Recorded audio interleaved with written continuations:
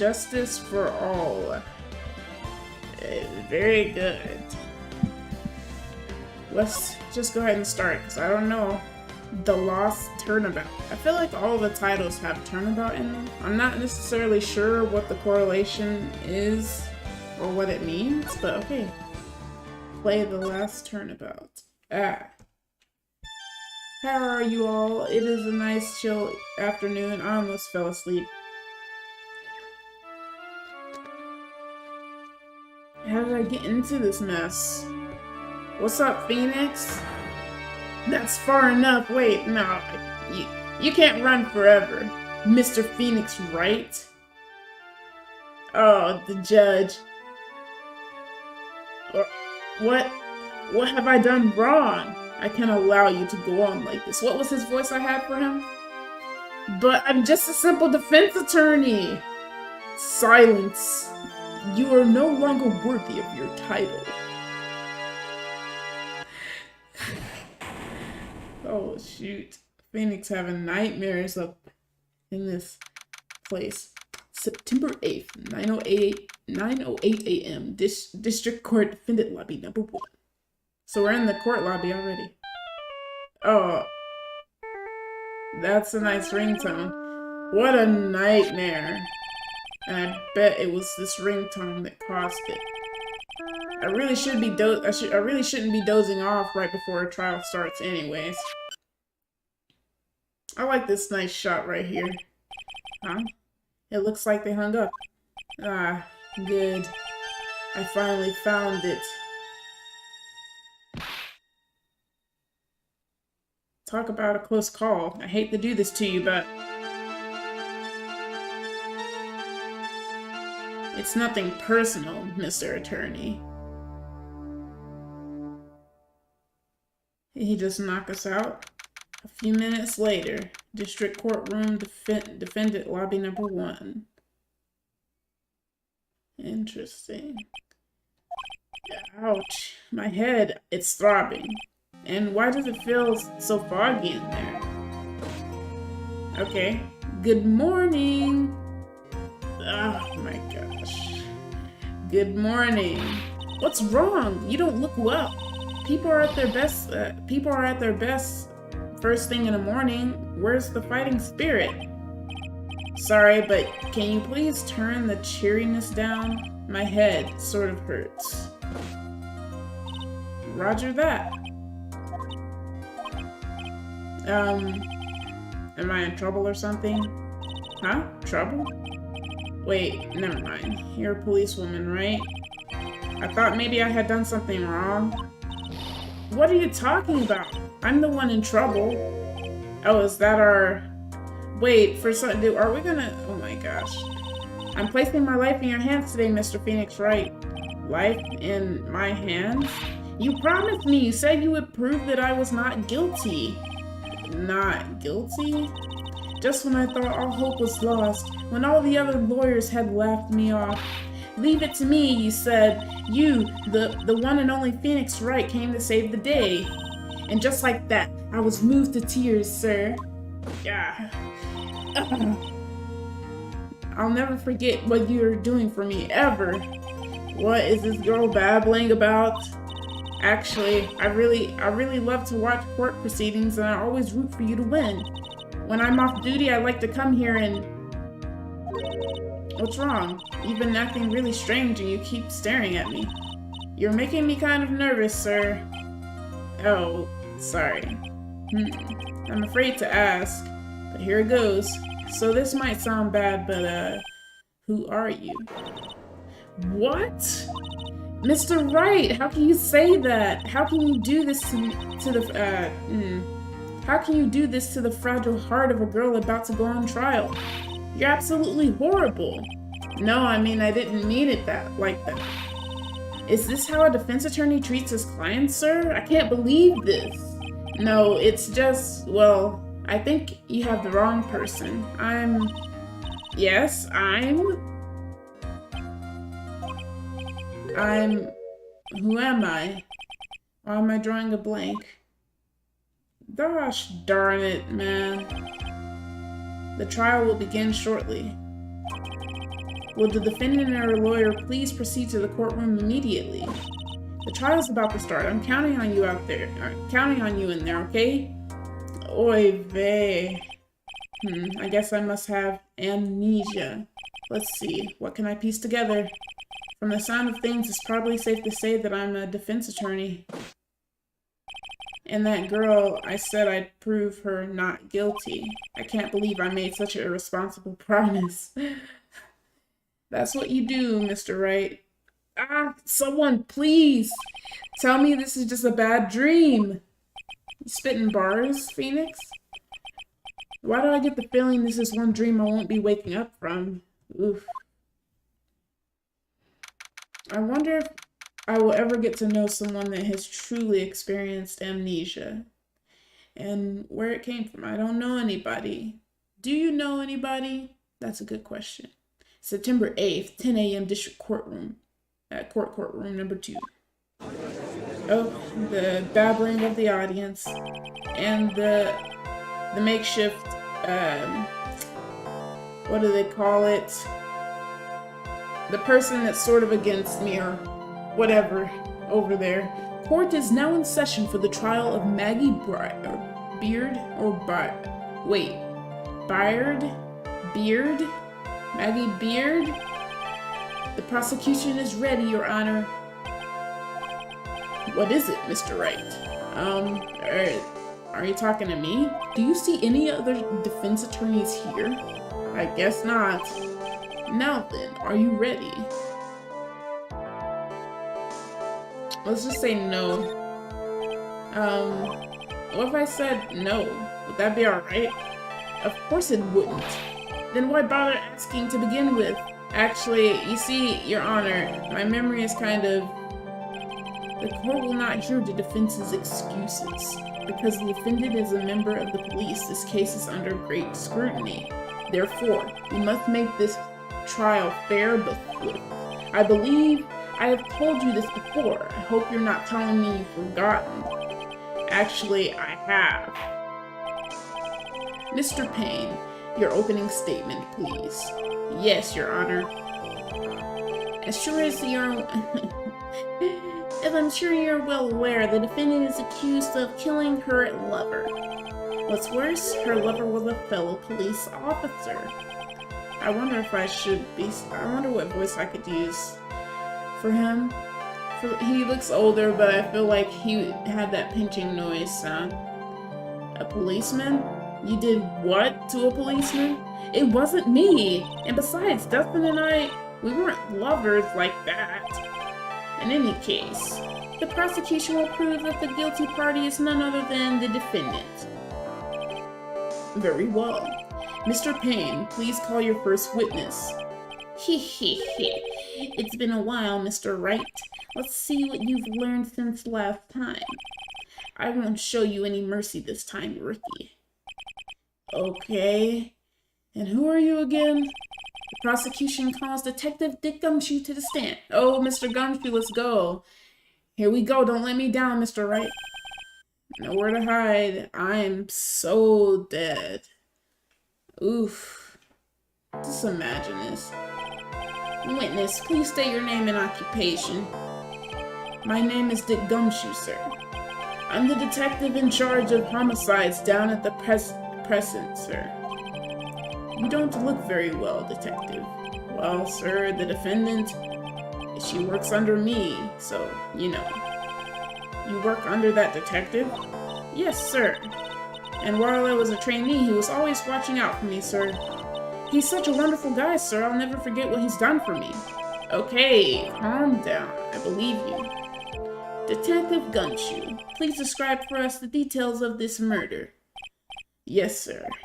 It happened at the park near headquarters, Expose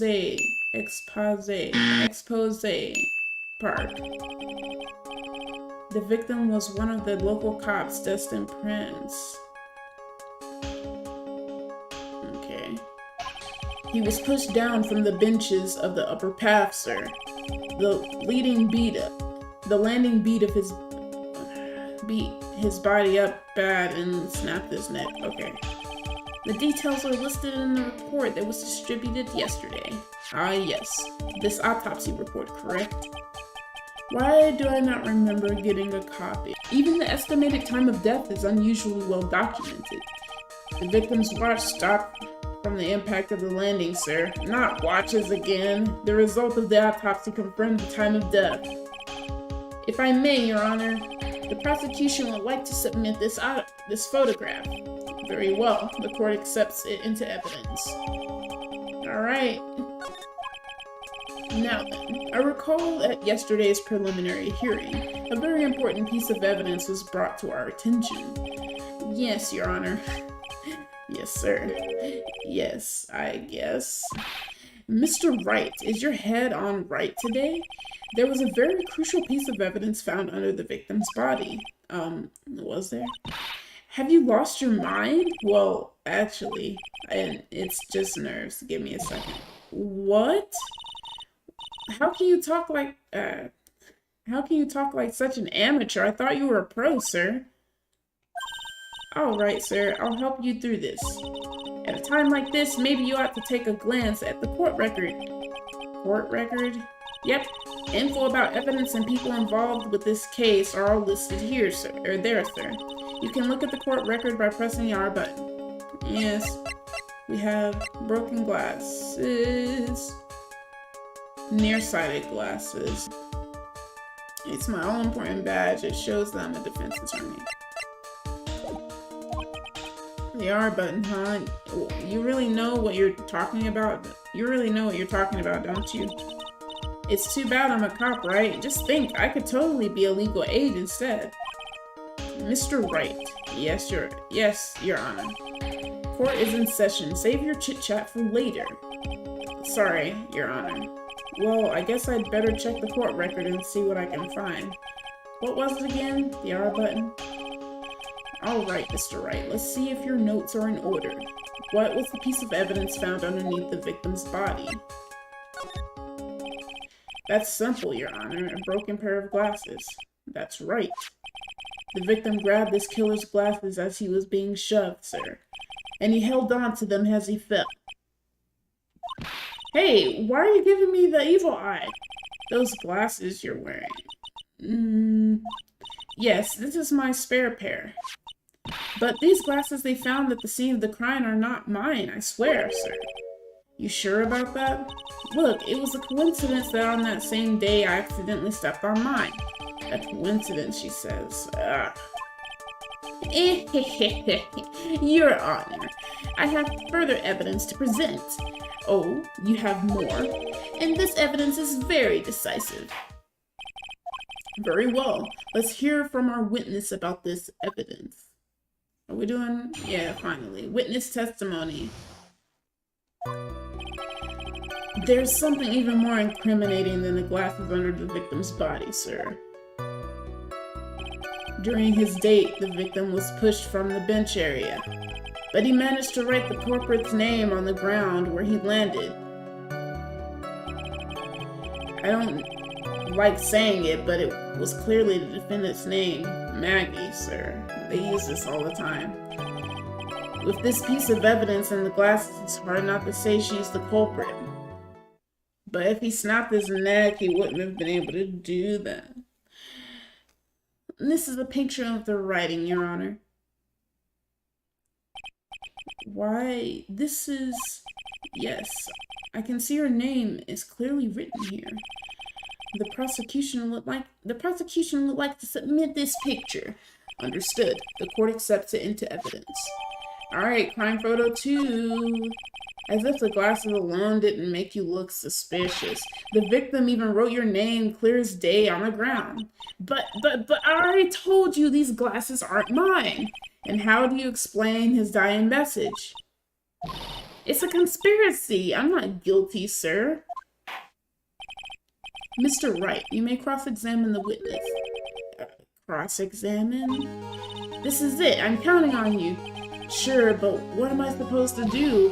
What? This isn't like you at all. Normally, this is the part where you get the witnesses' faces. Get in the witnesses' faces. Get in their faces and do what? I guess there's no way around it. Okay, I'm going to lend you my hand. The prosecution's witnesses all hide things from the court, which means they lie from time to time. Lie? But isn't that detective your superior? Well, even if they don't mean to lie, sometimes people just remember things wrong. That detective, he does sort of look like a scatterbrain. It doesn't matter. Either way, it's bad for us, sir. That's why when you question witnesses, you have to find and expose their lies. Mr. Wright, your cross-examination, please. Yes, Your Honor. Talk about trial by fire. Here goes nothing. As long as I can expose the lies, we should be alright. What is the truth and what is not the truth?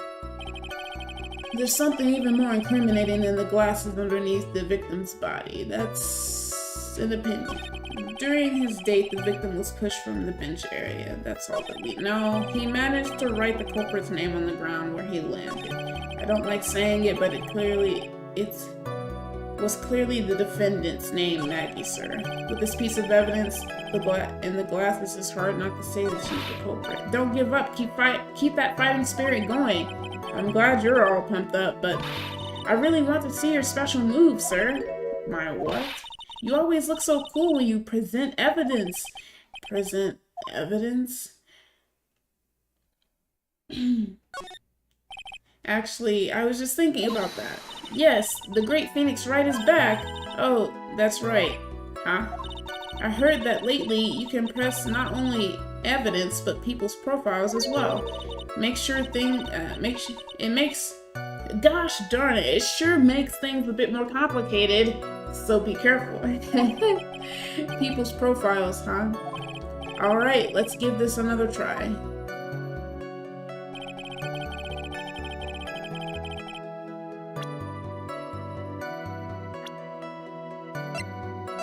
Oh, so they've added another element presenting the profiles.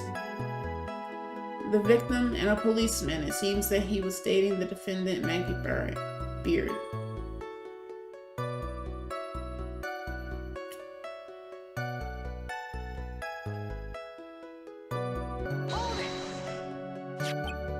About those glasses, do you have any proof that those belong to my client? The lenses are for nearsightedness and are almost the same strength as hers. But even the frames kind of look like the one she's wearing on her ID, pal. What should I do now? Hold it. Almost and kinda are not good enough in a case like this. Do you have more definitive proof? Is there something that clearly links the defendant with those glasses? The dirt and the sand rubbed out any traces of fingerprints or anything else. Good grief. Here's my dyslexia. So what are you saying, detective? Is that you have nothing that proves those glasses are my clients? Nothing like that. What? I see. So there is no proof. Wow, that was amazing. I could totally feel it down in my gut. During his date, the victim was pushed from the bench area. Now you're sure he was pushed and that's how he fell? Yeah, pal. If you look at the body, if you look at the wounds on the victim's body, there's no way it was anything else. Please continue with your testimony, detective. Anyway, the victim fell pretty far, but he managed to write the culprit's name on the ground where he landed. That seems like it shouldn't be possible because the autopsy says he broke his neck. The culprit's name? Yeah, I was surprised too. I didn't want to believe it, but was the name that of my client? I don't like saying it, but it was clearly the defendant's name, Maggie, sir. Ah, darn it. With this piece of evidence in the glasses, it's hard just not to say she's the culprit. And are you certain that it was the victim who wrote the name on the ground? There was scratches on his fingers from the rough sand, and there were grains of sand stuck under his pointer fingernail. It certainly seems that the name was written by the victim himself. That didn't go well. If the writer really was the victim himself, then we're in a lot of trouble. Don't give up. Oh yeah. I see. I remember.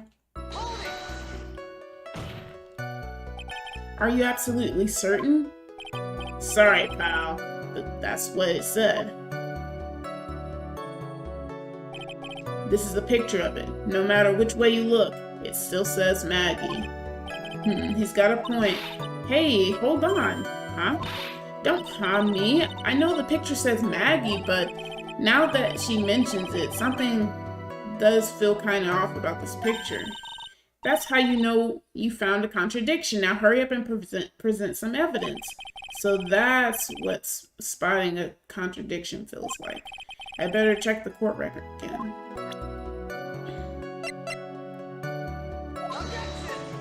Maybe that was wrong. This evidence clearly reveals a contradiction in that statement, Your Honor. How exactly are the evidence and statement just not related? They aren't, are they? Not at all. Mr. Wright, please think the facts. Okay.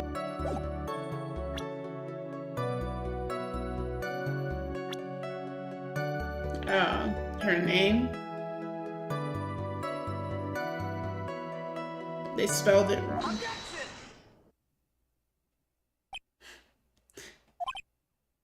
But really, could he have still drawn her name if he broke his neck? Already. What is it?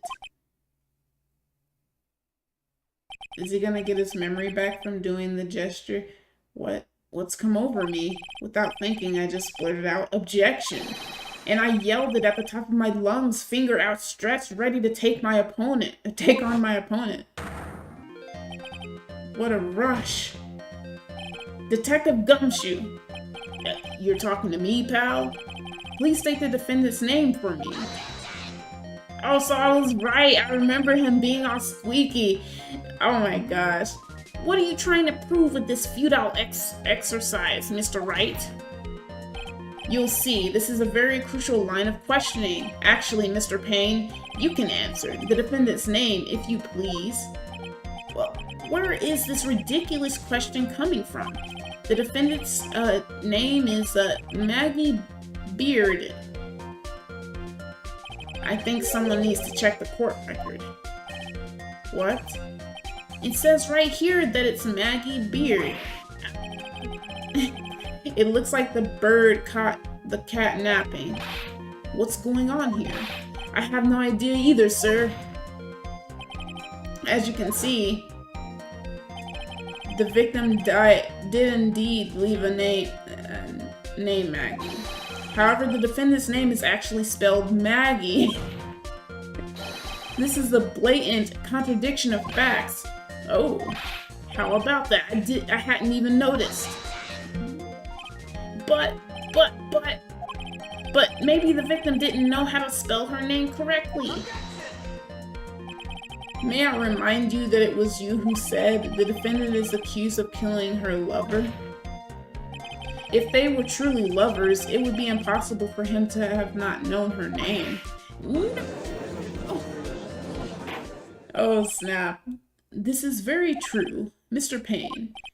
Yes, Your Honor?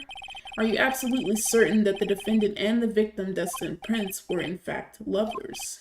Yes, I am quite certain, Your Honor. They were a well-known couple in the police force. Detective Gumshoe, please testify for the court the relationship between the victim and the defendant. Yes, sir. Alright, Dustin and Maggie with the E. Officer Prince, then Officer Beard. Why? I wish I knew how to pronounce it. I feel like I'm mispronouncing it. I want to say bride because the B, the R, and the Y keep mixing themselves in my mind. And then it's like, what do you want? Bird? Beard? Byard? Bird? Officer Bird? I'm gonna say Officer Bird from now on instead of Beard. We'll see. Alright, Officer Prince and Officer Bird have been going out for about half a year. Sound like they were even talking about marriage. The day of the incident just happened to be the victim's birthday, sir. Officer Bird had gotten Officer Prince a present. It was something she had bought over 2 months ago. I should know, because she came to me to ask what she should get for him. Oh, those two sound like they were close. Nevertheless, tragedy struck. Yes, I see. You may cross-examine the witness, Mr. Wright. Time to cross-examine the witness.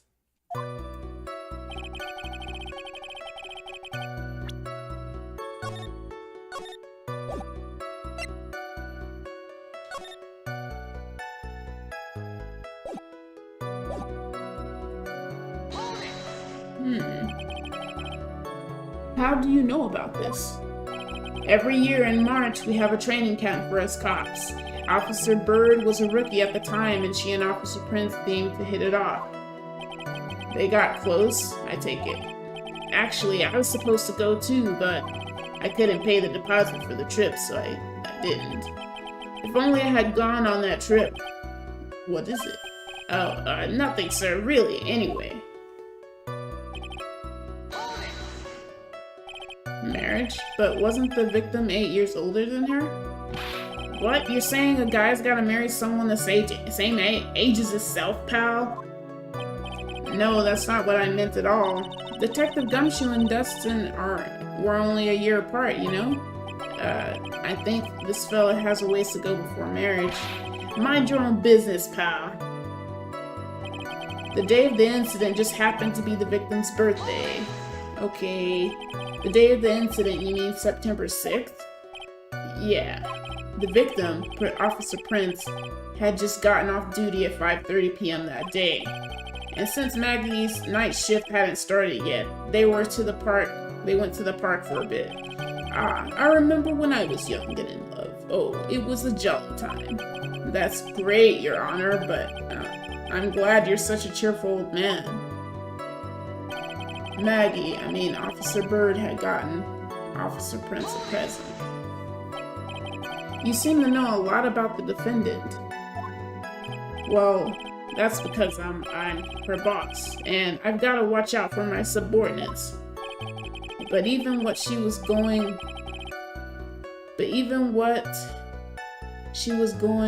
to give as a present, isn't that going a bit too far?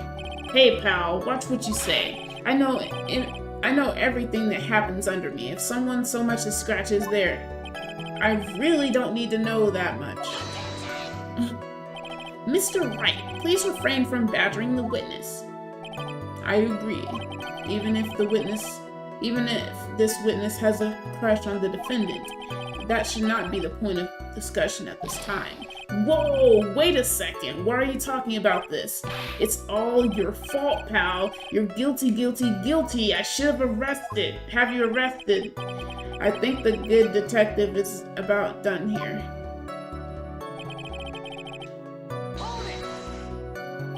Over 2 months ago?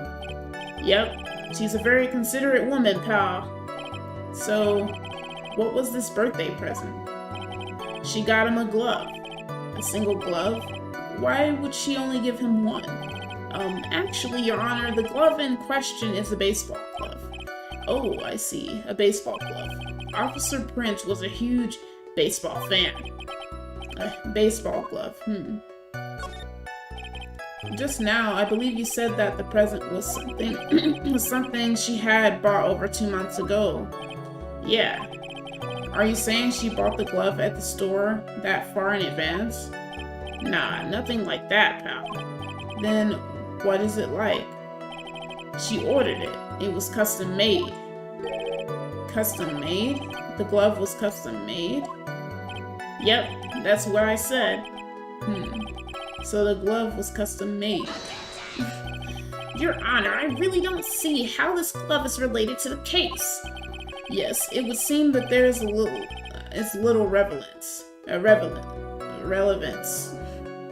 What do you think, Mr. Wright? Do you think this glove is really relevant to the case? The somberness. I hadn't really talked about it until now, but it's kind of soothing, which is bad because I was tired before this. I could take a nap.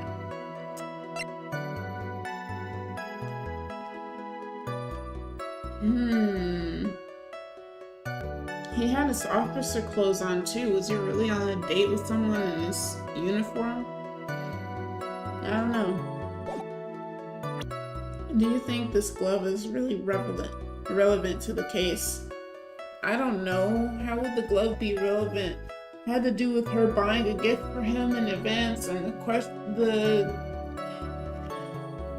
the subject in question is whether or not she and him were a couple, right? I think so.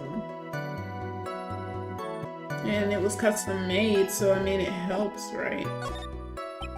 I don't know where this will lead me, but of course it is relevant. That glove is the key to this whole case. Yes, bluffing to the max. Now this is the Mr. Wright I know. I'm so happy you're back, sir. I was wondering how long it'd take. This is great. Pressing people. It feels like I've done this before. As if I used to do this to squeeze information from even the most tight-lipped people. Very well. If you are that convinced, then let's hear some more about the matter. Actually, I brought the glove with me today. And why didn't you say so earlier? Hurry and show the glove to the court. Well, I didn't think it had anything to do with this case. Anyway, this is it, sir.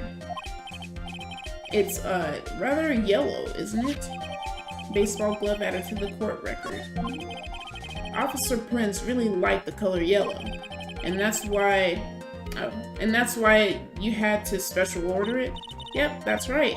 That's that and one other reason. I think this court has heard enough. It is clear that the victim and the defendant were involved with each other. Yes, that's correct, Your Honor.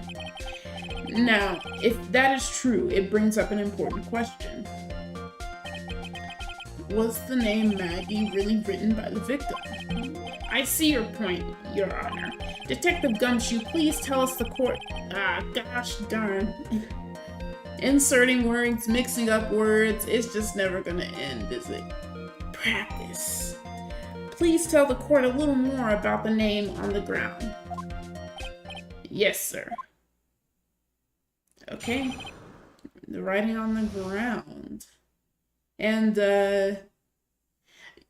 why did they have to make it a matter of whether or not they were involved with each other? At first, earlier, didn't Maggie say they weren't? Maybe I misunderstood that? I have no idea. Maybe I misread it wrong. If you know, let me know. Maybe that would be like something I missed that I should have looked at. But besides that, like, can't you just ask her? But maybe she's just not really admitting it as well. I don't know. Could have just asked her. I felt like that was a lot of nothing for something. For maybe nothing. I don't know.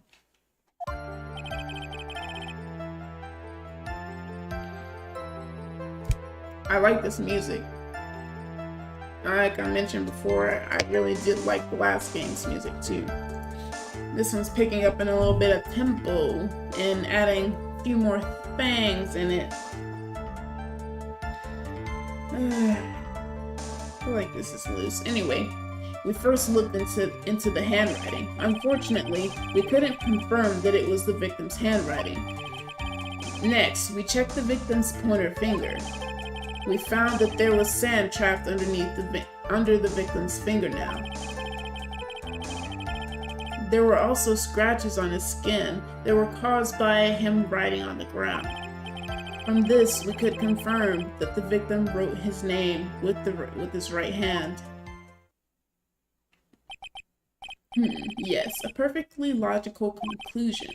Now then, Mr. Wright, you may cross-examine the witness. Thank you, Your Honor.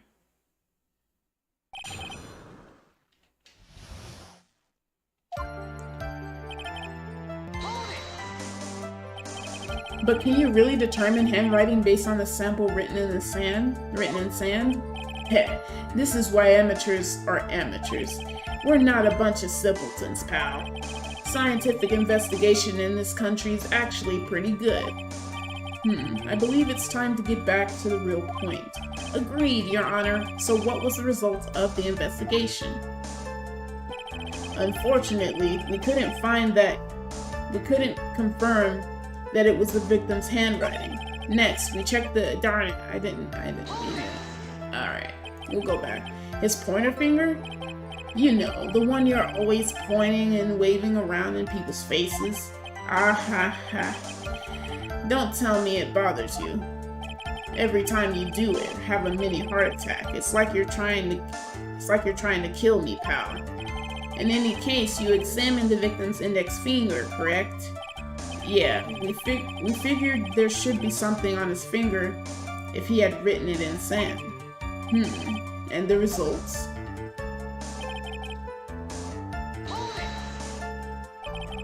And what does that prove? Well, it proves that he did write that name with his own finger. Yes, which explains why there was sand stuck under his nail. I guess he's right. And there's more.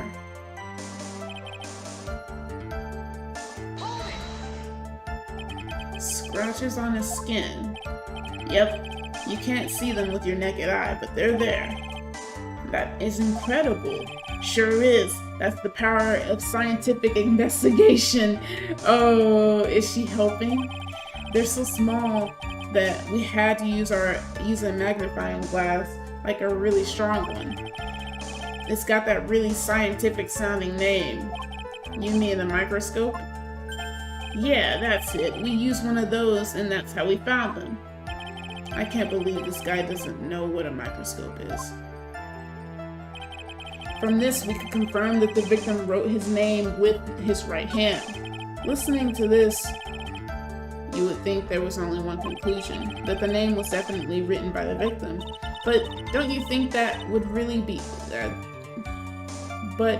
don't you think that would be really strange, sir? If Dustin really wrote that message with his right hand, do you think I would have gone through that much trouble to get him his present? The present? What about it? It's probably left-handed. So in the end, you couldn't confirm it? Hey, don't you look down on us. I told you, we're not a bunch of simpletons, pal. Everyone knows you can't find out everything you want with scientific investigation. I've never heard that before. Me neither. Nor I. I never heard anything like that at the police academy, sir. Okay, so I made it up. Anyway. Are you absolutely sure? I believe in the power of science. I wonder if my evidence is solid enough to counter with, or I might have said that wrong. Listening to this, you would think there was, yeah. I got you. I'll present your evidence. I just wanted to look at everything again. Oh yeah, it is a right-handed glove, but I think baseball people use that to catch. And they throw with their dominant hand, at least for the most part. There are probably people who are ambidextrous out there.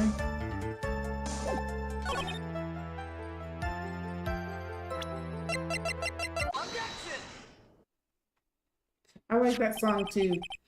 Detective Gumshoe, take a look at this. That's the glove, right? Could you tell the court what is special about this glove? What's special? Never really thought about it, but it's really yellow, and that's about it.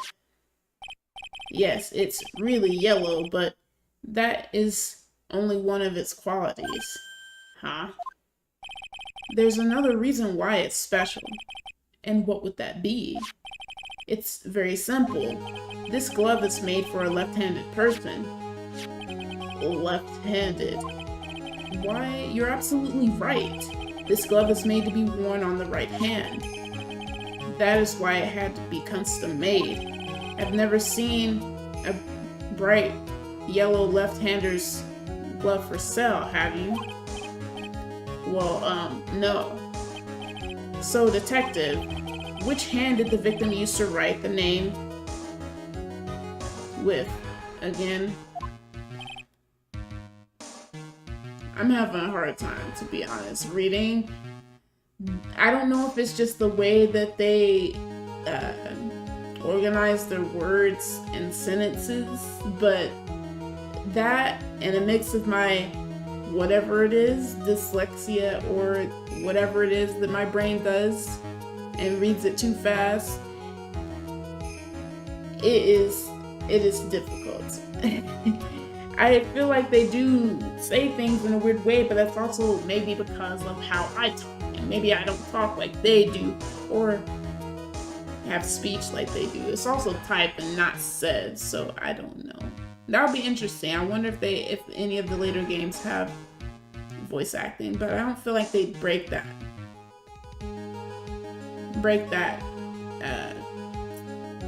trend, or break that what is it called? I don't know.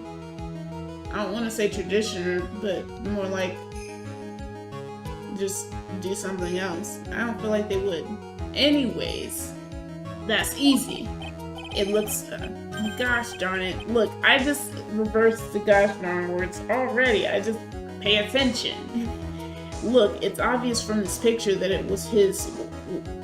Wait a sec. Don't forget that the victim was left-handed.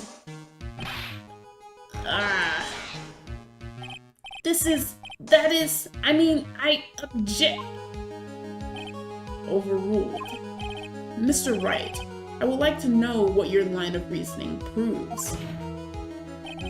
There is only one conclusion that can be drawn. A left-handed person could not have written the message with his right hand. Therefore, the person who wrote the name Maggie could not have been the victim.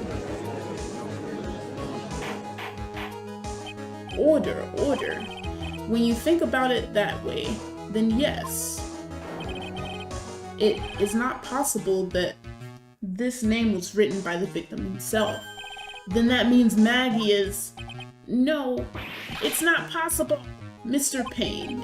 Yes, Your Honor. The evidence the prosecution has presented has failed to prove the defendant's guilt. Yeah. In fact, I believe you have proven her to be innocent. No! Why would he want her to be guilty if she's not guilty? Good grief. All right, you did it, Mr. Wright. Whew, I feel like I can breathe again. It seems that we have reached the conclusion. You did a fine job once again, Mr. Wright. Me, Your Honor? Well, thank you, sir. See, you got complimented by the judge again. You're really good. And that's why you can't give up being a lawyer, sir. Are you joking? I'm more than ready to retire. I will now announce my verdict. This court finds the defendant Maggie Bird. No, not yet. I mean, please give me a few more minutes, Your Honor. What is the meaning of this, Mr. Payne? The prosecution is not finished yet. What do you mean? We would like to call our next witness to the stand. What? Let's go. And what did this witness witness? The moment the victim was pushed to his death. What's more, he saw the very face of the culprit. What the heck? Order in the court. I believe a recess is in order. Afterward, we will hear from this new witness. I had a feeling that was a bit too easy. I need more information. I'll have to see what I can find out during this recess. I can't let my guard down. It's only going to get tougher from here. Court is adjourned for recess. Interesting. To be continued. I need to have a straight back, posture, and whatnot. Something like that. But I'm tired. Yeah. Anyways. September 8th, 11:43 a.m. District Court Defendant Lobby Number 1. Amnesia? I can't believe my lawyer's trying to defend me in such a state. Why didn't you tell me, sir? I'm sorry, I didn't mention it to you. Oh, I know what to do. I heard you can fix something like this with a really strong shock to your system. Come on, lower your head a little. A Maggie kick should be all you need. No. I think I'll pass on this one. Come on, I'm sorry. Whenever I see someone in trouble, I have a hard time leaving them alone. I tend to stick my nose where it doesn't belong and try to tackle everyone's problems. Well, my head's one problem you won't be tackling today. And we're here to solve your problem first. We can deal with mine later. For now, do you think you can fill me in on a few things? Of course, I'd be honored to. Well, I guess we'll start with my name and then I can tell you about me. No, that's okay, really. I think I know you and your name pretty well by now. I was wondering if you could help me figure out a few things about myself. So my name is Phoenix Wright. What a weird name. This is serious. You really don't remember? I'll tell you what, sir. You can have this back, and maybe it'll help. This is a business card? I've got this for you. It's my most prized possession. You can borrow it for now, but please give it back, okay? Okay. There are some numbers written on the back. Oh, that's your cell phone number. My business card. I hand-wrote my cell phone number on the back. I guess for now, we should stop talking about me and start talking about this case. This case? Something got in here somehow. Interesting. Yep. Can you think of anything that would be helpful for me to know? What can I tell you? I can't think of anything other than the incident with that cell phone, but... Cell phone? Yeah, your eyes lit up when we talked about it at the detention center, sir. Hurry up then and tell me. This might be very important. Okay, Roger. Yes, tell me about this. It was on the day of the crime just before 6 p.m. I picked up a lost cell phone while on a walk with Dustin.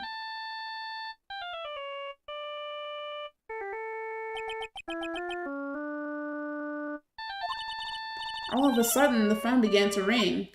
Beep. Hello? Oh, thank you. I've been searching for my phone. Is this yours? Oh, I'm glad you called. We can meet up and I can give this back. I'll be right there. I'm sorry, I didn't catch your name. You can call me Maggie. The Blue Badger, no. No. We agreed to meet up at 6 p.m. Dustin and I waited for the person to show up, but they never did. So where is the phone you found now?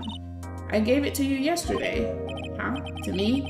Is it that phone in my pocket? You mean this? Do you think it has anything to do with the murder? I don't really know, but if my eyes lit up...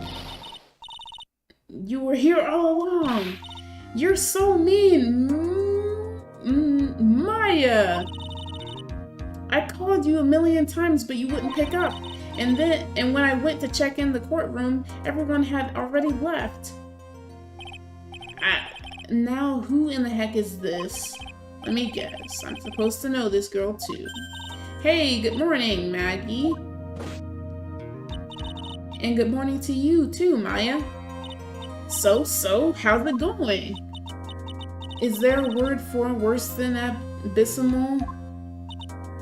Oh, and what if I said that everything will be fine? That's right, it's Maya to the rescue with the ultra-decisive, super important evidence. Here you are, Nick. The thing you wanted me to bring. Huh? Oh, thanks. What the heck is this? A list? It has about 20 people's names and phone numbers written on it. It was kind of tough, but I managed to dig up some dirt. It looks like these guys are up to no good. No good? As in, there's a group of con artists the police are currently investigating. I think these guys are members of that group. A list of unfamiliar names and phone numbers. Members of a con artist group, question mark? Why would a group of con artists pop up in a case like this? Don't look at me. And where did you get this list from in the first place? What? You don't remember, Nick? You're the one who asked me to look this up yesterday. Oh, is that right? These numbers were in the memory of that phone Maggie found. Okay, these numbers were in the memory of that phone Maggie found. So is this evidence it's not our phone? Or maybe, for some reason, most people just have the same ringtone these days. So that's where they're from. You're awfully forgetful these days, Nick. I hope I never get to be as forgetful as a... gosh darn it.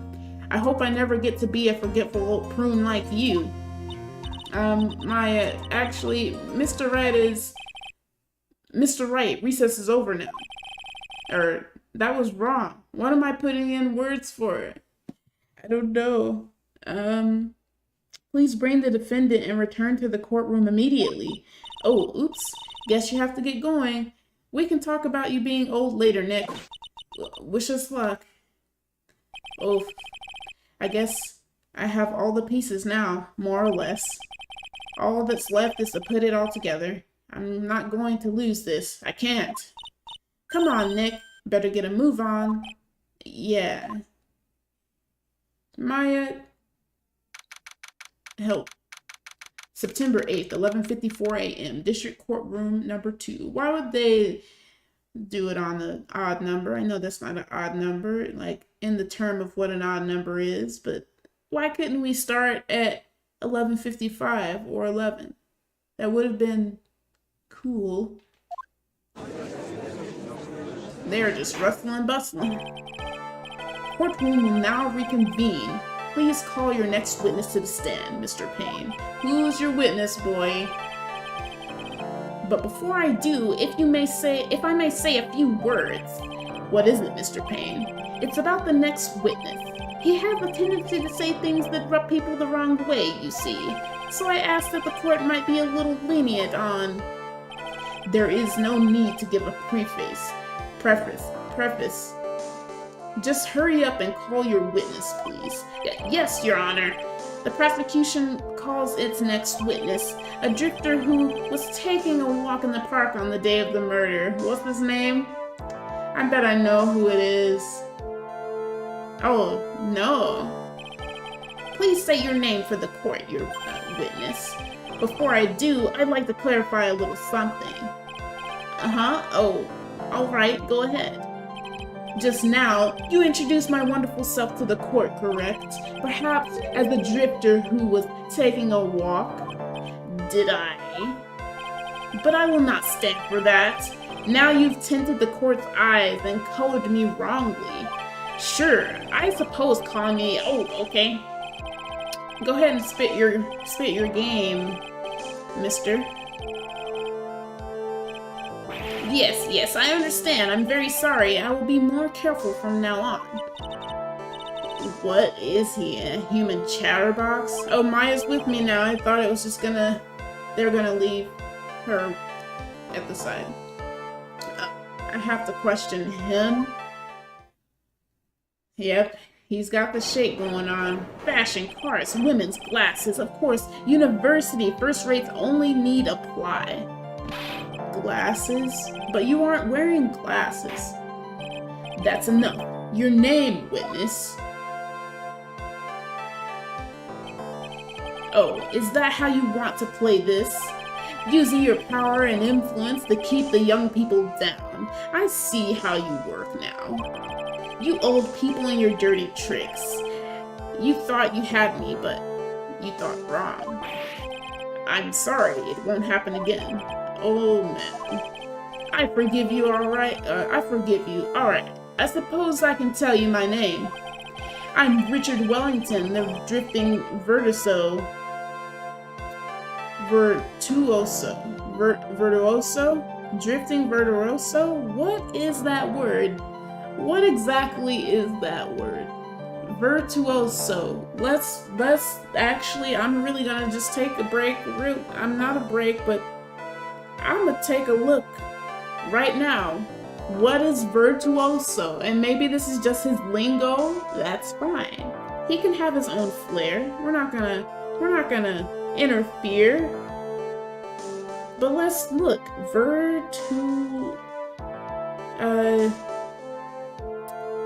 I spelled that wrong already. Virtuoso. Definition.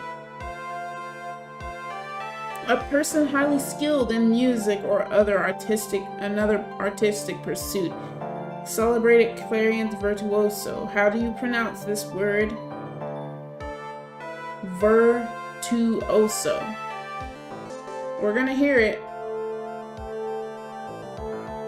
Virtuoso. Virtuoso? Virtuoso? Virtuoso. Virtuoso? Virtuoso. Okay. Good grief. Alright, anyways. Lesson learned. We don't have a dictionary in this house, but we do have Google. So, yes. I am Richard Wellington, the drifting virtuoso, with a PhD in drifting, as it were. Now, if you wanted to, you could call me a university student in transit. Mr. Wellington. On the day of the murder, you were taking strolling through the park, correct? It would appear that you are attached to that word. If you must, then by all means. But I remind you that I am in no way I know this word, but it's just that my mouth is not able to articulate it.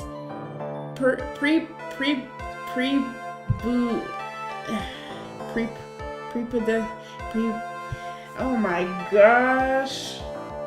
I'm just getting bodied by these words today. I can say it in my head.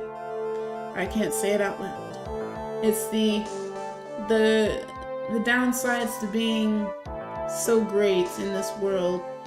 Prepubescent.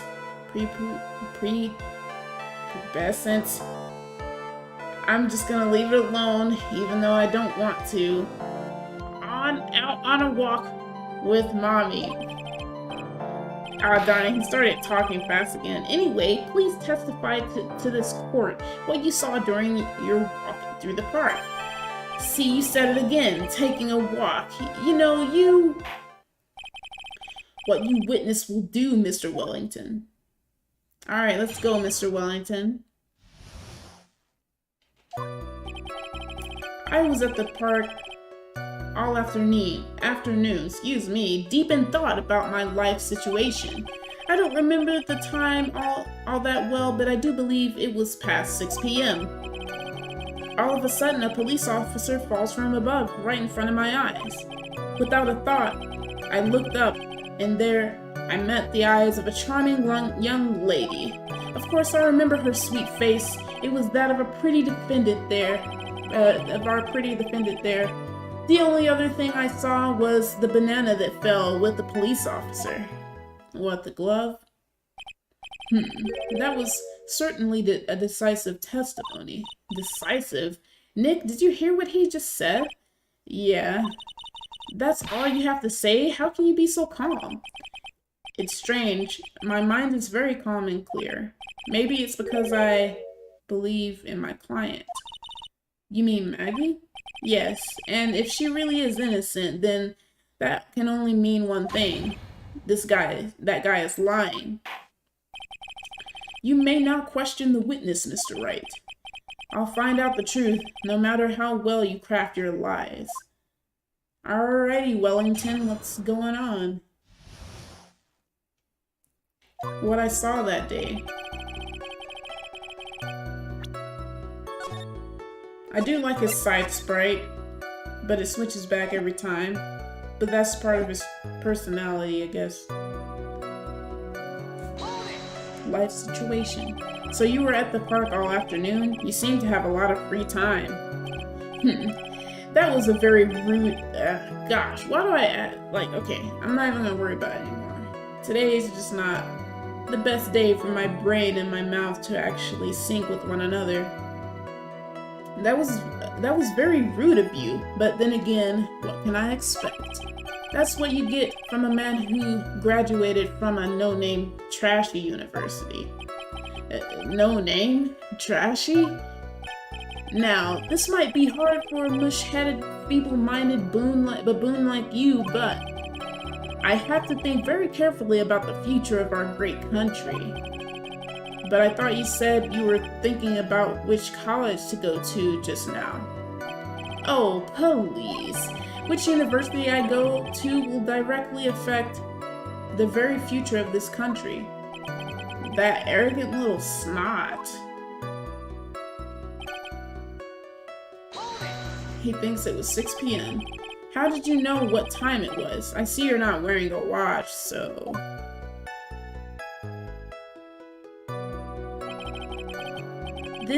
Is that the best you can do? Do you think you can discredit me like that? You really, gosh, you're just a third-rate biased fool. I guess I can't expect real smarts from you. His arrogance is really intolerable. So what should I do now? Answer the question. How did you know what time it was? Tisk, tisk. I can't believe I have to deal with a worm like you. You're just a shallow man who can only slam on desk and point at people for fun. Now, I will say I do like the whole thing. He shakes his head. All the little animations, I just love. It is so great. And of course, I can only expect it to get better, I guess. So I'm excited to get to the next games too, because they all have so much personality. So it's just really fun to watch to see what they have. Gives a game like this a lot of flair and charm for a game that's just narrative tale and not necessarily super interactive with action or the such. Yeah. I guess I don't have a choice. I'll try to explain it so that even a third-rate simpleton like you can understand. There was this little thing they call a clock at the park. Did you get that? Do you know what a clock is? It's a thing that tells you the time. As you can see, Mr. Wright, it's even in the picture of the crime scene. Oh, so it is. I looked at that clock and that's how I knew the time. But if you ask me,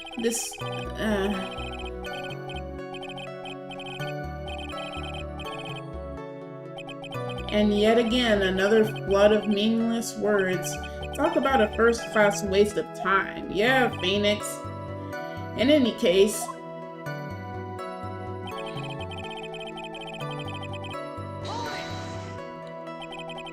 and how did you know he was a police officer? You obviously have no idea how powerful my deductive reasoning skills are. With one glance, I could tell just what kind of occupation he held. That shoddy, do-it-yourself hairstyle, cheap, low-quality officer's uniform. Whoa. He is really letting loose. Shouldn't that statement have come first? Wow, that's pretty impressive. Hey, Nick, do you think he's figured out what I do? Even I haven't figured that out yet. And I realized after recess I didn't get my points back, so that's kind of different. I don't know how that's gonna be from now on. Did they give me more strikes that I can lose?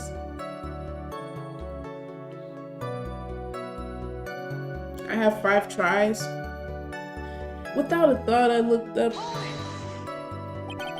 Are you sure you got a good look at her face? You like to do this a lot, don't you, man? But I still like the animation. Animals have this thing called an eye, Mr. Wright. They use this eye to see things. In the case of humans, we have 2 of them. Yes, even you. I don't care if I have them or not. Did you or did you not get a clear look at her face? That's what the witness was just about to get to.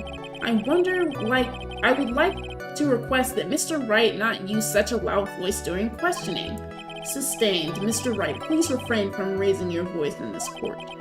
Then please don't make me have to raise my voice. Are you finished? I'd like to continue if that's alright with you.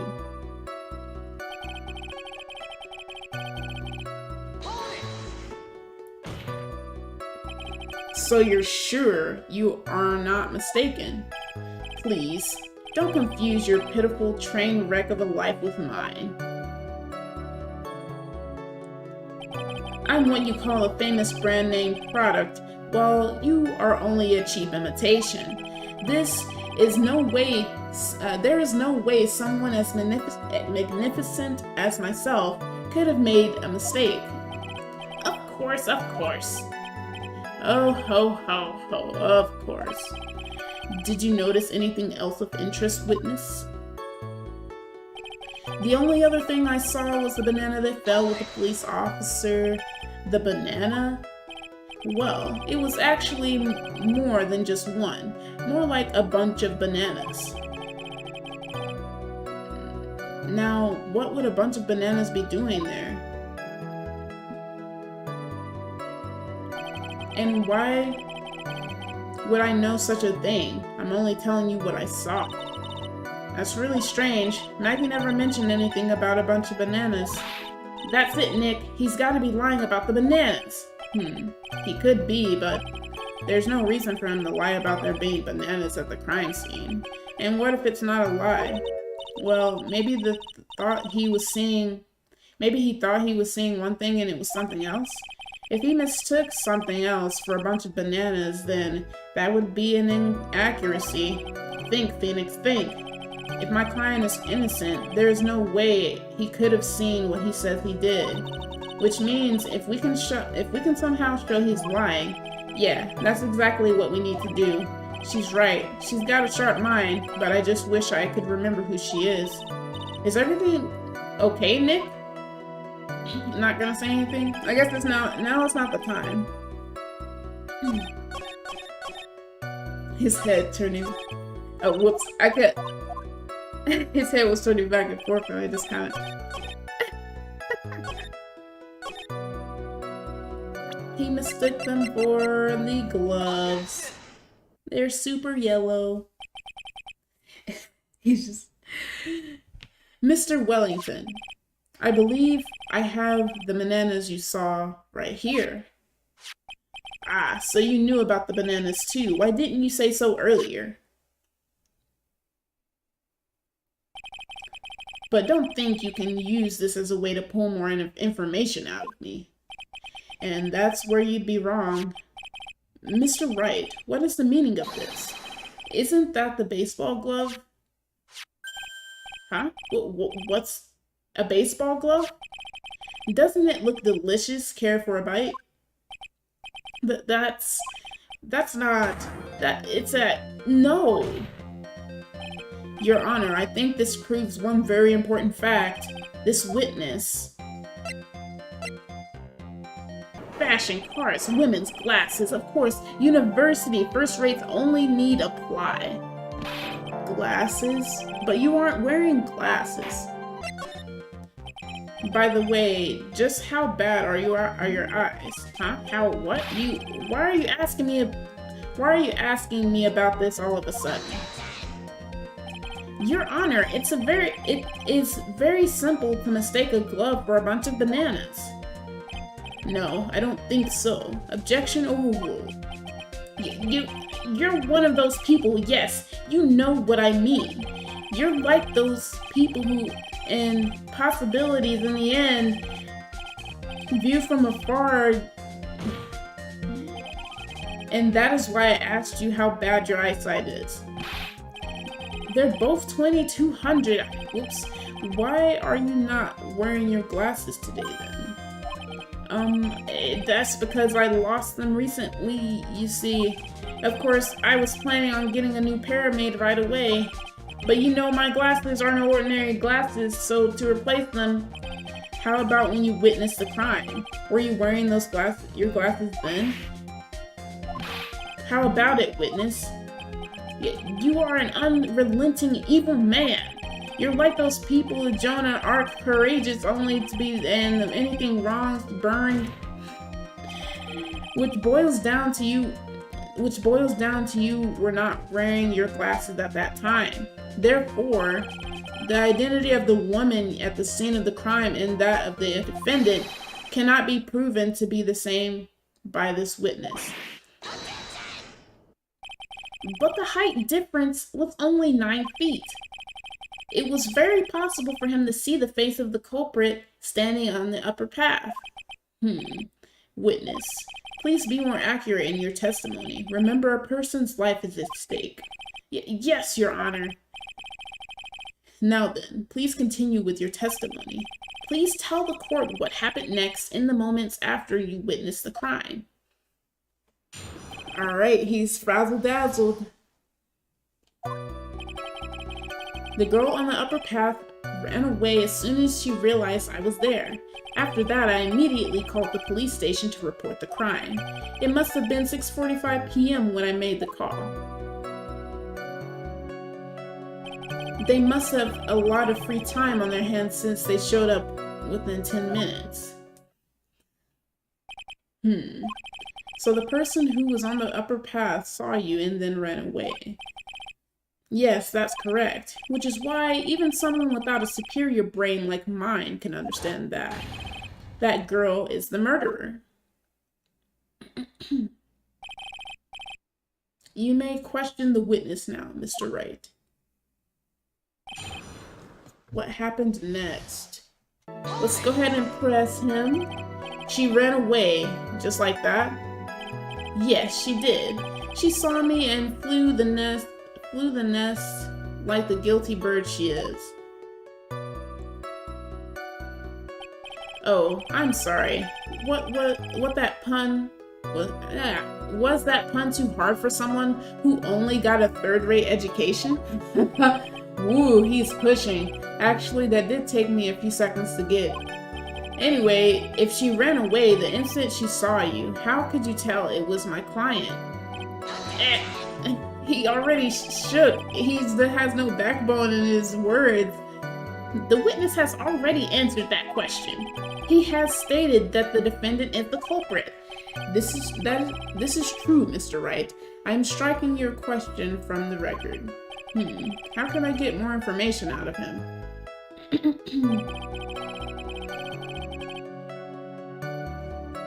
Okay. After that, I immediately called the police and blah blah blah.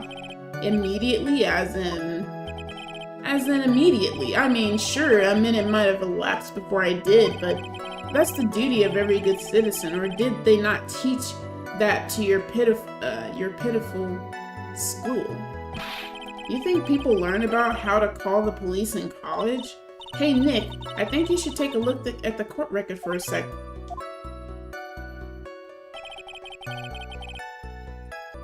What was the last sentence about? Immediately calling the police?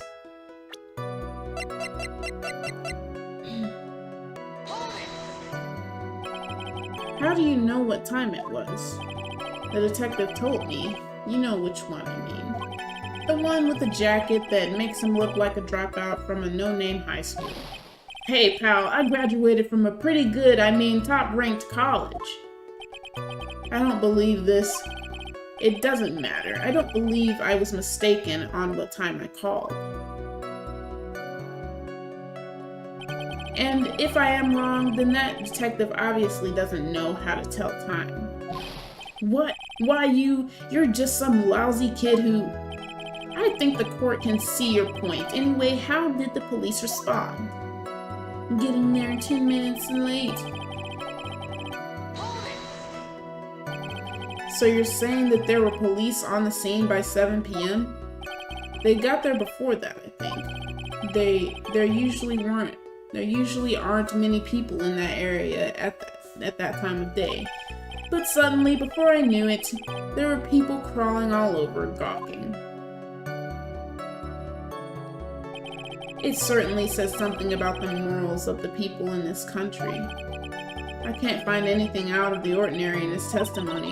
Why don't you take one more look at the court record? Yeah, I guess I should. Yeah, they're not giving me any hints. So this is about what happened next. What is true and what is false. But he said immediately and his time of death was 6:28. That's incorrect, right?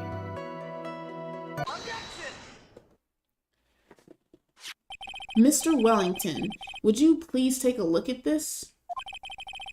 You mean the victim's autopsy report? According to this, the murder occurred at 6:28 p.m. So what of it? You said that you called the police immediately after the murder took place. However, by the time you had called the police, it was already 6:45. There's clearly a 15-minute gap here. Do you deny it? He just breaks at every little thing. He is not confident in his words. I think this court would like to hear what you were doing during this 15-minute gap. The witness was in shock at the time after witnessing a terrible murder. It's only to be expected that he would be a little dazed. 15 minutes is hardly what I would call a little dazed.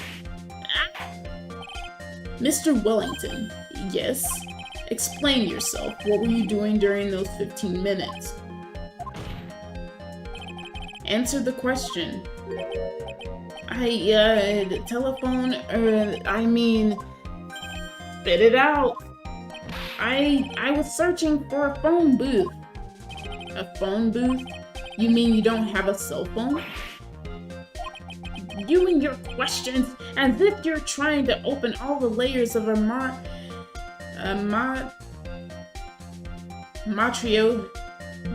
matryoshka doll?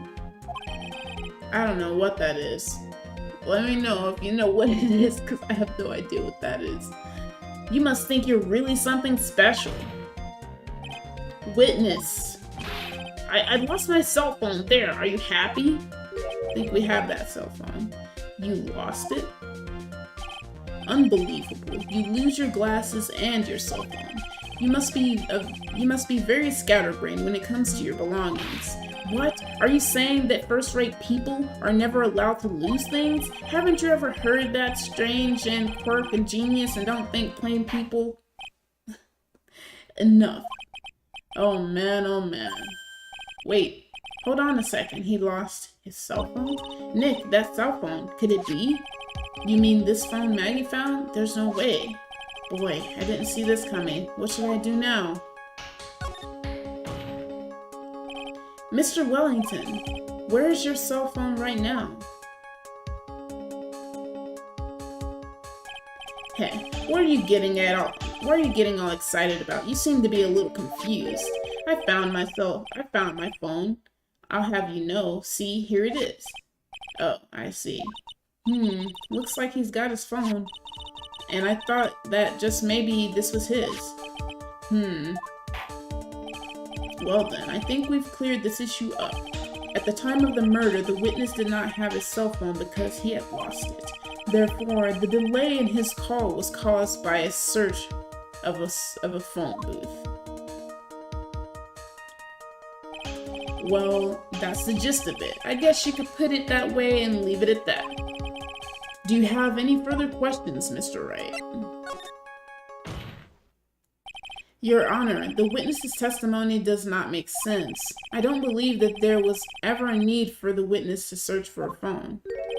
How dare you? You can't just make outrageous claims like that. You do have some sort of proof, don't you? Well, yeah, of course. This evidence should be good enough, I think. Alright, let's have this proof then.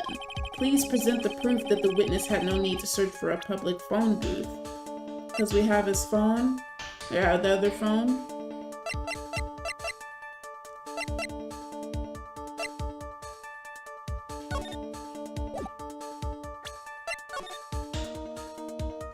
Is this not a phone booth right here?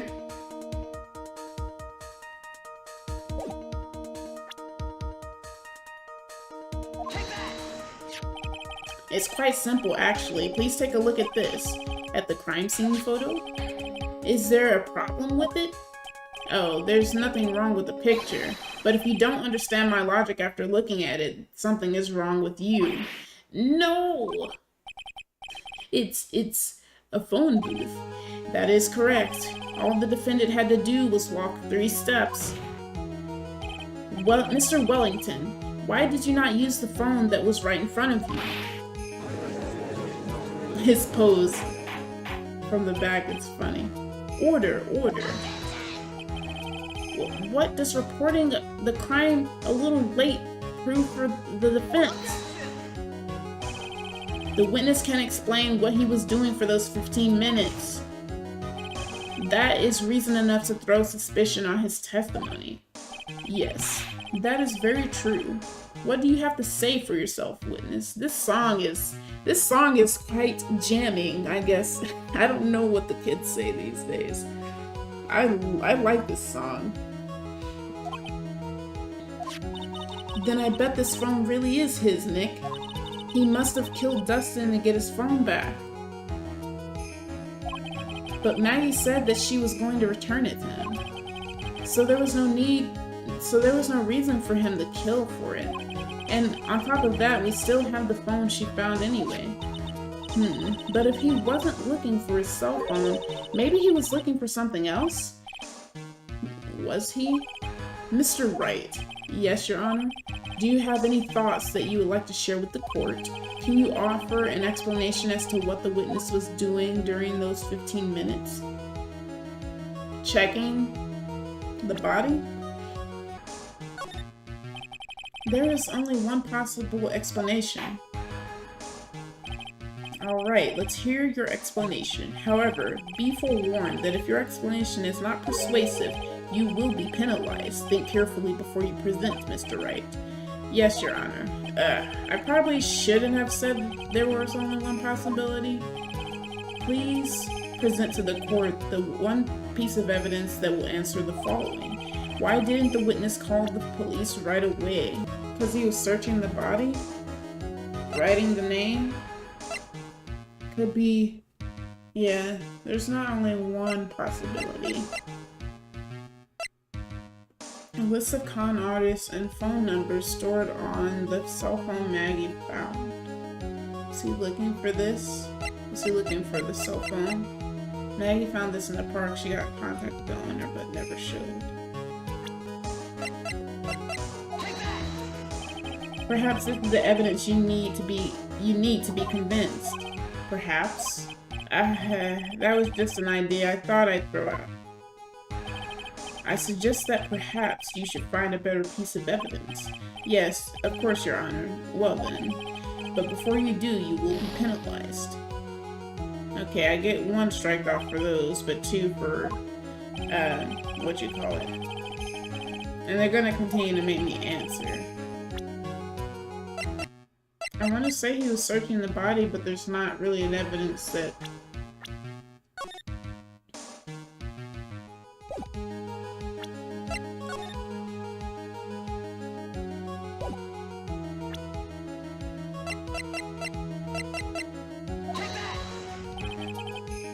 No, that's not it. And then I can't think of anything else but the list, but I felt like maybe we don't have enough to give him. Maybe the glasses. Yeah, it's the glasses, I guess. Really taking a lot of hits here, huh? In the first trial.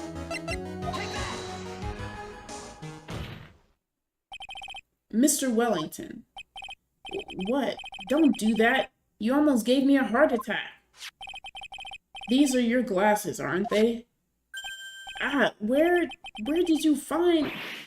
I believe the court all heard what you just confessed to. That these glasses are in fact yours. I'll tell you where they were found, Mr. Wellington. These glasses were found under the victim's body. Under the victim's body? Order, order. Now, wait a second, hold on. I didn't confess or confirm anything. Your Honor, I think the answer is quite clear here. As he fell, dust imprints grabbed the culprit's glasses. The culprit knew that he had to find his glasses and search frantically for them. What he didn't realize was that they were under the victim's body. And that is why it took him 15 minutes to make that call. Mr. Wright, are you indicting the witness is the real murderer? Of course, that is precisely what I'm doing. Oh, here we go. He just wrangled his own neck. I know I'm right. He is the real murderer. Did you figure it out, Nick? More or less. Turns out the cell phone was the key to this case after all. Anyway, now is our chance to deep six this guy. I'll sink him in one shot. Yeah, this is so exciting watching you work again. Somehow my old self is coming back to me. It's time to sink or swim. Everything rests on the edge of a knife. This is the moment I've been waiting for. Order, order. Your Honor, the defense is making a mockery of this court. Without any solid ground to stand on, he accuses the witness of being the murderer. Yeah, that's right. I'm no criminal. This is the third-rate fraud of a lawyer. In that case, why don't we look at it from a different perspective? Let's hear your explanation as to why you are not the murderer. Why? That's easy. For example, there's the name the victim wrote. What about that? Oh, do you mean the name Maggie? Yeah, even an idiot like you can read that, right? But we already know this was not written by the victim himself. After all, the defendant's name is Maggie with the E-Y, and the victim was left-handed. In other words, in order to make the defendant look guilty, the real criminal used the victim's right hand to write her name on the ground. But wouldn't that mean that the real criminal was someone the defendant knew? Otherwise, how would the person know her name was Maggie or Maggie? That is a good point. The witness didn't even know of Mr. Bird Miss Bird before this trial. Ah, I forgot. Was there any way this creep could have known Maggie's name beforehand? Yes. It would be best if I could prove that the witness had a chance to learn that the defendant's name was Maggie. Now, will the defense please present its case? How could the defendant have known the defendant's name? The phone call. Maggie told... Oh, I feel like these are going to be a lot more difficult trials. If we can use profiles and stuff too. But I guess what's the best thing to use? I feel like it's this. Mr. Wellington, you didn't have your cell phone with you on the day of the murder, correct? So what if I didn't? When you realized you had lost it, what did you do? What did I do? Didn't you try to find it by calling it? How did you... Your Honor, these questions have nothing to do with... Overruled. Mr. Wright, where are you going with this line of questioning? Do you think there is some relation between the witness's cell phone and the murder? I do, Your Honor. On the day of the murder, Maggie Bird picked up Anne. She also received a phone call from the owner of the phone. Hey, the ringtone.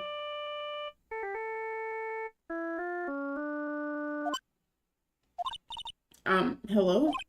Oh, thank you. I've been searching for my phone. Is this yours? Oh, I'm glad. Yeah, we know about this.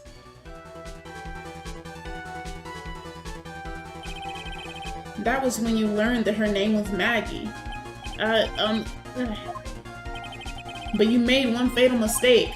Fatal mistake?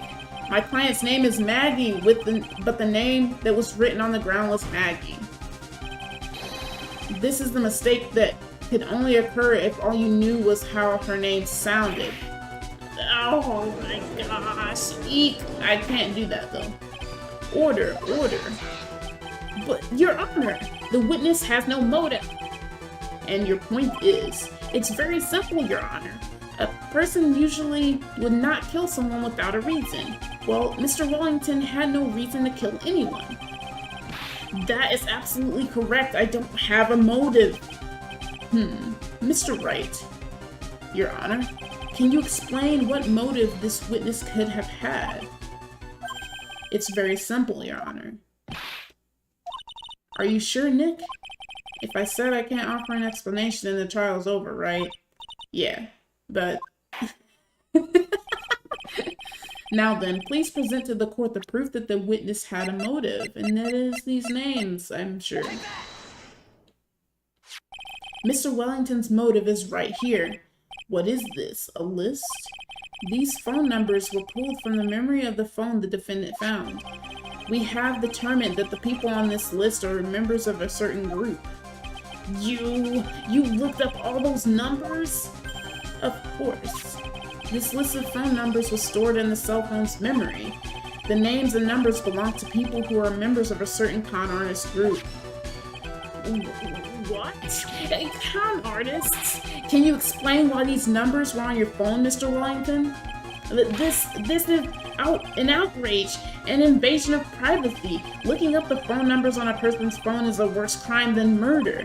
Your eye pops and brilliant and interrupt dialogue of the goddess. I don't care, Mr. Wellington. All I want is for you to tell us what this list is about. You think any of you know what it's like to be a refined man such as me? Your Honor, this is unjustified badgering of the witness. Objection overruled. Mr. Wright, what is the meaning of this? Why would the witness have the numbers of a group of con artists on his phone? Isn't that obvious? The witness is...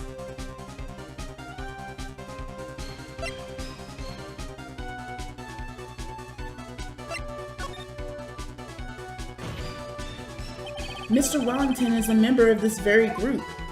No!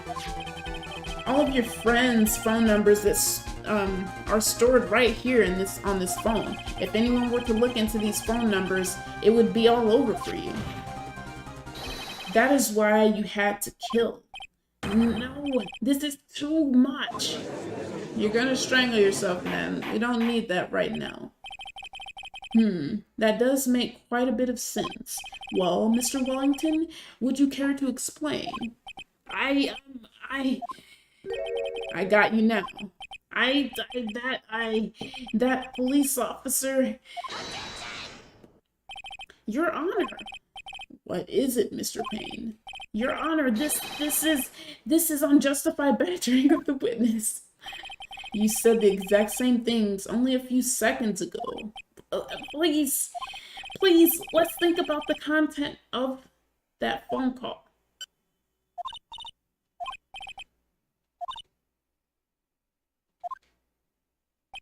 The defendant had already promised that she would return the phone. After that, all Mr. Wellington had to do was meet Miss Bird and get his phone back. Why then would he need to kill anyone? That is a valid point. What does the defense think about this? If you think about it logically, then it makes sense. Then maybe we should be thinking outside the box. Yeah, if we think like that, let's see. Maybe that slimeball saw something at the crime scene that made him commit murder. Your thoughts, Mr. Wright? Well, I don't think Mr. Wellington went to pick up his phone in a very friendly manner. But he was promised his phone, so why would he have been unfriendly to the defendant? I think he must have seen something that didn't agree with him when he got there. Well then, Mr. Wright, what was the something that didn't agree with the witness? That he was a cop? Man, I lost so many points earlier.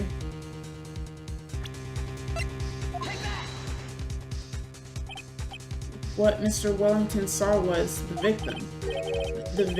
The victim? You mean Dustin Prince?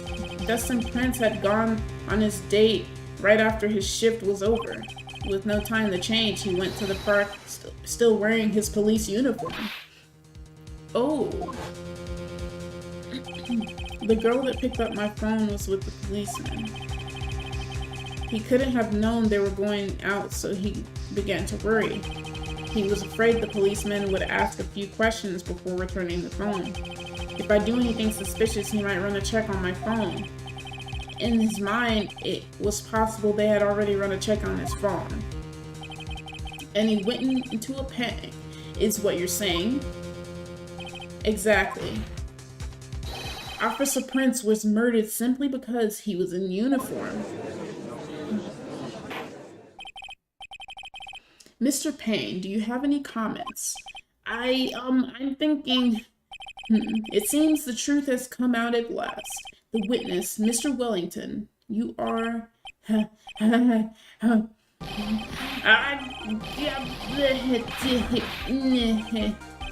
Impressive. Not bad for a person with a third-rate education. What's that supposed to mean? The evidence... that guy is really... All you've been waving around and talking about is that suspicious cell phone, suspicious phone number this, suspicious con group that. They're all on that phone. But who's to say that phone is really mine? Where's your proof, your evidence? You want proof that this phone is yours? I already told you earlier. That phone I lost, I already found it. Gosh darn it. Ooh, my voice is getting kind of stressed. You don't have even the slightest idea who the phone in your hand belongs to, but you can be sure it wasn't mine, you simpleton. What? It feels good to see you squirm. We do seem to have a problem on our hands with this phone. Whose phone is it? Without knowing that, it's meaningless evidence. Your Honor, this is bad. I can't let him turn the tables on me like this.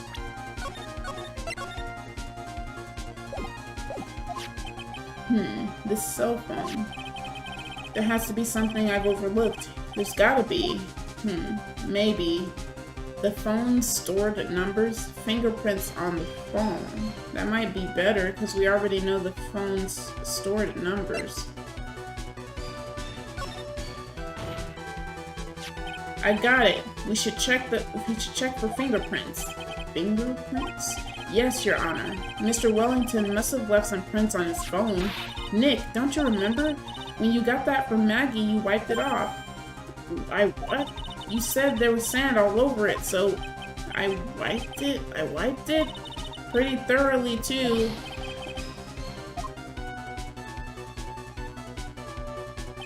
It's oh so much fun watching third-rate trash babble like morons amongst themselves. He's made a complete recovery. How many times do I have to say this? My phone is right here, you see. And incidentally, you can't check the numbers stored on this phone. It must have glitched because all the numbers just magically disappeared. You've got to be joking. He erased all the numbers I was going to use as evidence. Mr. Wellington, what's this? By the tone of your voice, it sounds like you still have some fight left in you. Where did you finally find your cell phone?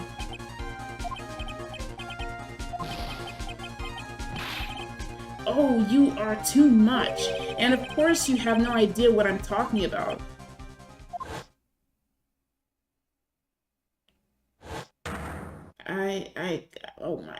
Now I remember.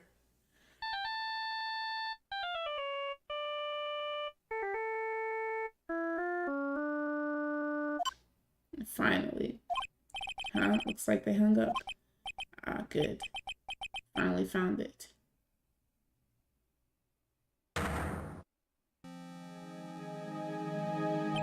So that's when. What's wrong, Mr. Attorney? Why the harsh glare in your eyes? Nick, you've worked so hard to get this far, but If you don't do something quick, he's going to get scot-free. A ghost scot, I don't know what that was. I know this phone has to be his, but how am I supposed to prove something like that? Mr. Wright, if you cannot prove who the owner of that cell phone is, your indictment has no basis and therefore no power. It looks like you came up a penny short. Where did I go wrong? Don't blame yourself, you're merely a third-rate lawyer. You only made one big mistake. Who are you? What are you? That's something you haven't figured out for yourself yet. Who I am? The court hereby concludes the cross-examination. If that will be all, I'll have to bid you gentlemen and ladies goodbye. I have a reservation at that ultra-fancy restaurant on the upper side of town. Thank you for your assistance. You've had a stressful day, so please, bon appetit. What am I supposed to do? Am I supposed to just let it go at that?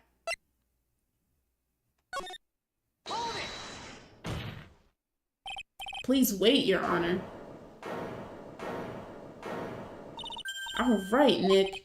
I think I may be able to prove it. Prove it? Prove what, Mr. Wright? Everything. Your Honor, please, the cross-examination has already ended. Besides, the defense is just going to badger the witness with more inane questions. You will not harass the witness, is that clear, Mr. Wright? Did you hear that? No harassment allowed, Mr. Attorney. Please, Your Honor. Very well, but this is your last chance, Mr. Wright. You may present one piece of evidence to the court. I only get one shot at this. If you cannot prove everything,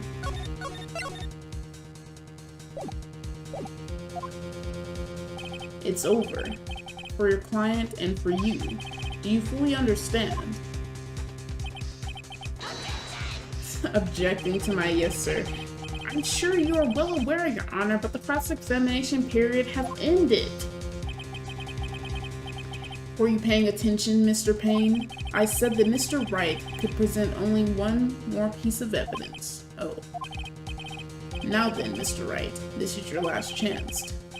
It all comes down to this. It's go time. Please present the one piece of evidence that will explain everything.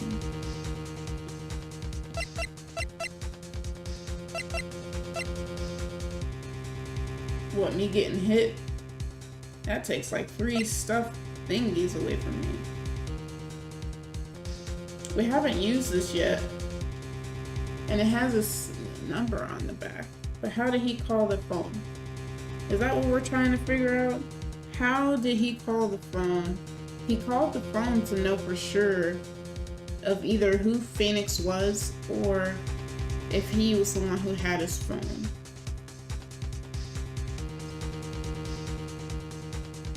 And then what's his name said, who am I?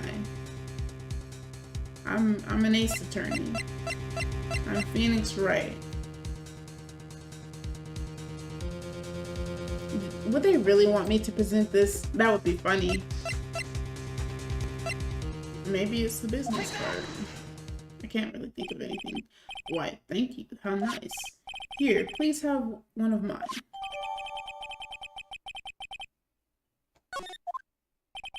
Wait, what am I doing? This isn't the time to be exchanging business cards, Your Honor. There is something very important about that card, and that is... has the number, right?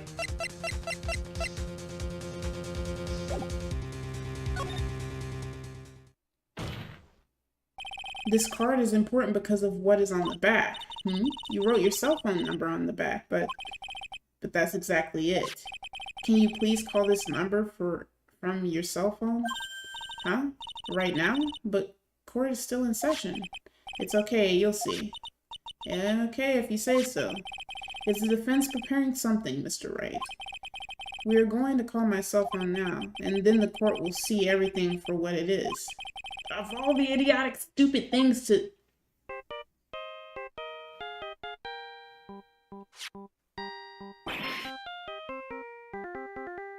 Oh, he has his phone thinking it was his?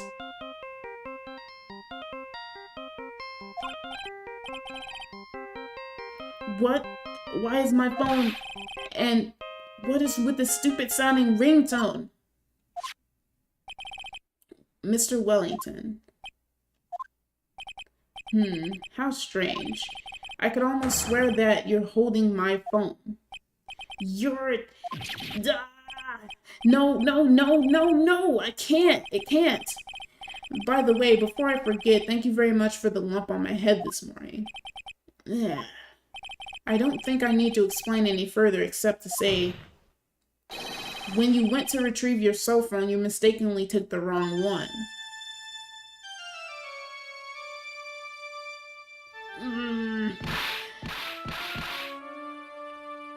He just took a whole lot of damage at one time. Yep, he passed out. That's how it goes down sometimes, kids. So that is what happened. You were knocked out by Mr. Wellington. Here is a man who lives on his pride and self-image alone. And in order to hide his involvement with the con artist group, he has become paranoid and has lost all ability to make rational judgments. Then, Mr. Wright, the phone you're holding, it's Mr. Wellington's, naturally. Speaking of that man, how is he, Mr. Payne? He was arrested and has been taken away, Your Honor. Very well.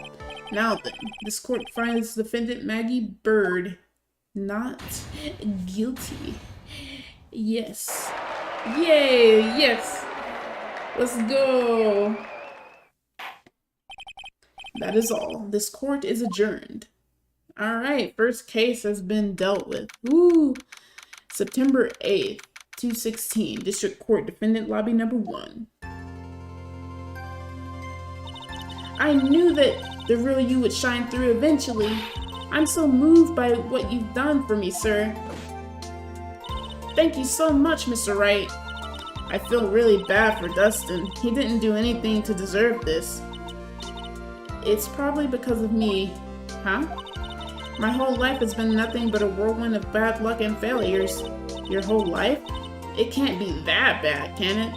Since I was 6 months old, when I fell from the 9th floor of my apartment building, I've been hit by all sorts of vehicles, gotten sick from all sorts of foods, failed at almost every test I've ever taken, experienced almost every kind of disaster, and never won or even tied at a game of tic-tac-toe. My life has really been nothing but a string of disasters. That is, pretty bad. Up until I went to college, I was known as the Goddess of Misfortune. And then at the academy, everyone called me Lady Luckless. Lady Luckless? What's worse is that my misfortune always seems to latch on to those around me. What do you mean? When I see someone in trouble, I always try to help. That's right, you were talking about this earlier. It happened again recently too, sir. There was an old lady pacing back and forth by the pedestrian crosswalk. I gave her my hand and before I knew it, we were having dinner at my house. I'm sure that Dustin's gone because of me. That's not true.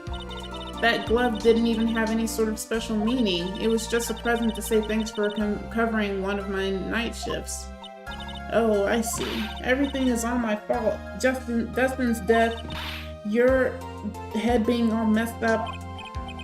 Oh, well, I don't think my head is that messed up yet. I'm going to find a new life for myself starting now. The next time we meet, I'm sure I'll have found a whole ocean's worth of good luck by then, sir. Yeah, after all, the Goddess of Misfortune is only a name. You bet. I'm gonna make it. I promise. Next time we meet, I'll only be an unlucky person instead of a goddess. Yeah, that's the spirit. Well, Mr. Wright, Maya, I should get going. Okay, good luck to you. Thanks. You take care of yourselves too. Bye, Miss Bird. What a horrible day. I've gotten my memory back, but things are still a little fuzzy. But you're okay, and that's what counts. You really had me worried. Come on, let's go back to the office. I'm afraid to ask, but here goes. So, this might sound bad, but, who are you? What? I thought you said you got your memory back. At that moment, everything really did come back to me. Detective Gumshoe, someone I've had clashes with in the past during certain cases, but he's also been a good ally during others. The judge, he's a lovable, kind old man who is easily swayed by other people's opinions, but in the end, he's always come up with the right verdict. This person, I haven't got a clue. He seems to know me, but maybe he's mistaking me for someone else. And this girl, Maya? You finally remembered. This is Maya Fey, my assistant. That's right. I have so many unforgettable memories of her. Did it change? Yes, it did. For example, Earth to Nick, what's wrong? You keep staring at me, don't tell me you've missed me. Well, yeah, I suppose I have. I feel like I haven't seen you in ages. Oh? Well, I'm back now, so it's time for us to create new memories together. Alright, sounds good. All the phone numbers on my phone were erased by Mr. Wellington. I guess I have to start over from the very beginning. Come on, Nick, let's go to our usual burger joint. Okay. Actually, it hasn't even been that long since she came back into my life. And that story began one more rainy afternoon 2 months ago.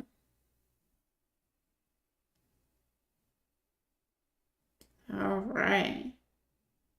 Interesting. Reunion and turnabout. This looks like someone who's related to Mia and Maya. Okay, well that was it. That was pretty fun. At least the first try wasn't as... It was still easier, but it wasn't super easy. At least for me, at least at this point in time. Because there was just that one question. I had multiple thoughts about different answers, but I just couldn't tell at the time what they wanted me to say. But they're going to open up a whole slew of different things, because now you can use profiles, which I mean is good, as long as it's not unreasonable. But I feel like I'm going to like it. The music, the new songs so far, I really do like. And yeah, it did kind of suck that our memory is taken at the beginning, but I guess it's for the sake of sort of teaching him the ropes again, instead of just teaching us the ropes regardless. But I guess they had to give it some kind of plot, but they still tied it into the plot itself, with even the guy involved in the murder and so on and so forth. But yeah, still charming so far. I love the music, and I'm excited to see what's next. But anyways, have a nice day. Take care of yourself and each other. Goodbye.